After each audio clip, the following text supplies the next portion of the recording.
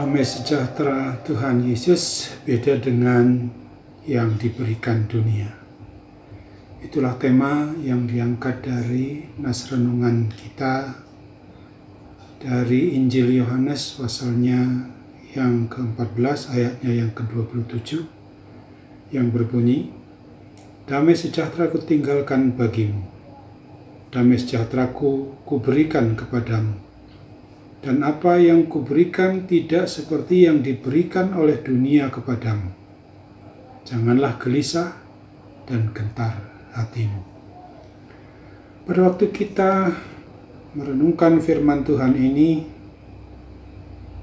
dapat saja bahwa kita baru selesai melakukan beberapa aktivitas rumah maupun di luar rumah.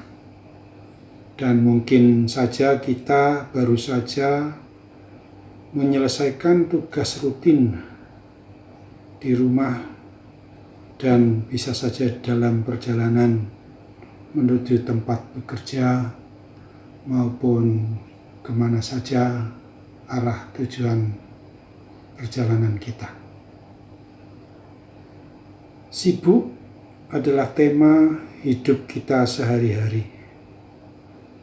Di tengah era teknologi, hampir segala bidang kehidupan kita yang serba cepat dan maju, bisa saja terjadi bahwa sulit rasanya bagi kita untuk mengerti dan merasakan apa itu damai sejahtera. Kita semua sebagai umat manusia yang masih berada di dunia ini pasti merindukan adanya damai sejahtera dan membayangkan damai sejahtera itu adalah ketenangan, keheningan, dan jauh dari hingar-bingar keramaian. Kita kadangkala masih saja berpikir bahwa damai sejahtera itu hanya bisa ditemukan di gunung atau di pantai yang sunyi sepi. Sebetulnya untuk mendapatkan dan langsung merasakan bahwa damai sejahtera yang telah dianugerahkan oleh Tuhan Yesus itu tidak perlu jauh-jauh dari kehidupan kita.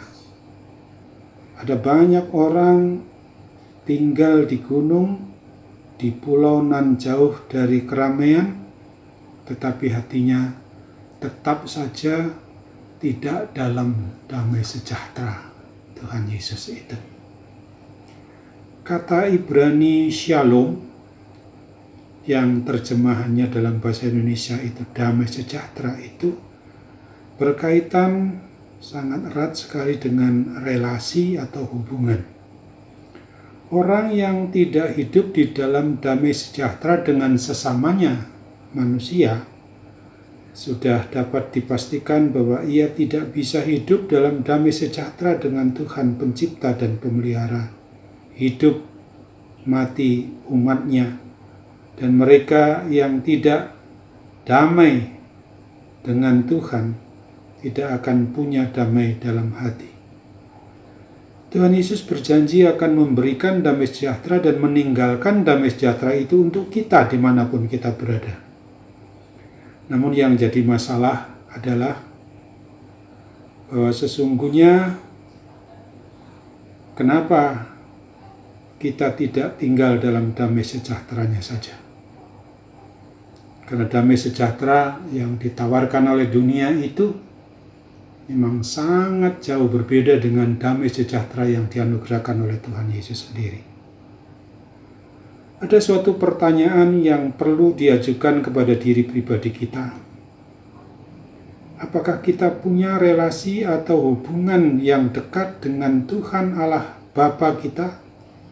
Apakah kita selalu memiliki waktu khusus untuk mau berelasi, berhubungan dengan Tuhan dan Juru Selamat kita, Tuhan Yesus itu? Nah, kalau jawabannya tidak, itulah sesungguhnya penyebab bahwa hidup kita ini tidak berada dalam posisi damai sejahtera Tuhan Yesus. Bagaimana caranya supaya kita punya relasi atau hubungan yang dekat dengan Tuhan Allah pencipta dan pemelihara kita? Sejak kita masih berada di dunia ini hingga kekal nanti. Sesungguhnya Tuhan Allah yang Maha Tahu itu mengetahui persis bahwa ketika manusia berdosa, dia sudah kehilangan damai sejahtera. Dan kita tidak bisa menjangkau Tuhan Allah Bapa kita yang penuh damai sejahtera itu oleh kemampuan kita. Itu sebabnya Dia turun menjadi manusia di dalam Yesus Kristus, Tuhan dan Juru Selamat manusia, supaya kita bisa memiliki damai sejahtera itu kembali. Oleh sebab itu, mari tinggallah di dalam damai sejahteranya dengan cara tinggalkan terlebih dahulu sejenak tentang seluruh aktivitas maupun kegiatan yang kita selalu laksanakan setiap harinya, seperti yang mau kita mulai di pagi hari ini, adalah untuk merenungkan firman Tuhan, untuk mengembalikan damai sejahtera Tuhan Yesus itu tetap ada di hati kita. Sesekali mari kita mengasingkan diri, berdiam diri sepenuhnya untuk berdoa dalam hati. Berbicaralah kepada Tuhan Yesus Kristus.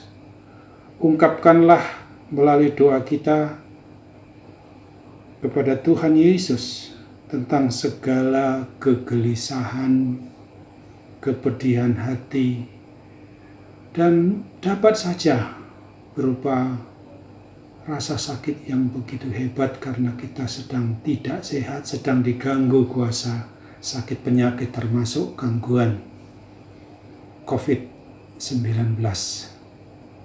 Oleh sebab itu, mari kita sungguh-sungguh dimampukan oleh Roh Kudus sendiri agar kita sampaikan semuanya itu kepada Tuhan Yesus melalui doa kita, bahwa kita membutuhkan damai sejahtera itu. Kita mohon ajarilah kami, ya Bapa, melalui Roh Kudus-Mu untuk dapat menikmati dan mengalami damai sejahtera bersama senantiasa. Damai sejahtera yang dianugerahkan oleh Tuhan Yesus itu sungguh tidak terhingga nilainya. Damai sejahtera yang berawal dari anugerahnya dan berakhir pada damai sejahtera yang abadi.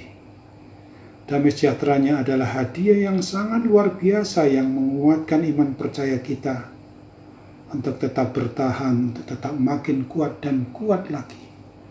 Terlebih ketika sedang menghadapi permasalahan maupun pergumulan hidup berat maupun ringan.